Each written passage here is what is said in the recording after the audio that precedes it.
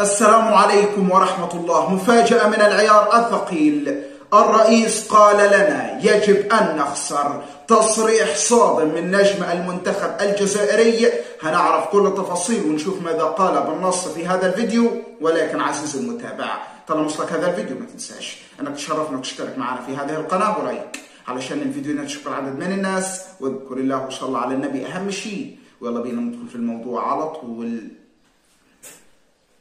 كشف صالح عصاد أسطورة المنتخب الجزائري في الثمانينات عن حقائق مثيرة جدا، ويمكن لأول مرة أخي الكريم تسمعها. وهذه الحقائق ليست مثيرة فقط، وإنما هي صادمة بل مرعبة جدا. وأول هذه الحقائق هو في كأس الأمم الإفريقية عام 1980 عندما أمرهم الرئيس الجزائري آنذاك الشاذلي بالهزيمة في المباراة النهائية أمام نيجيريا. وبالفعل هزمت الجزائر بعد أن أمر اللاعبين بالهزيمة بثلاثية نظيفة، رغم أنها كانت أقوى منتخب آنذاك، كان يضم ربح مجر الأخضر بلومي. واتضح بعد ذلك أن الاعتبارات السياسية هي من أثرت على نتيجة المباراة. وحدث أيضا في كأس العالم عام 1982 عندما فازت الجزائر على أقوى منتخب وهو ألمانيا الغربية. وبعد ذلك أشيع أنه أصيب ماجر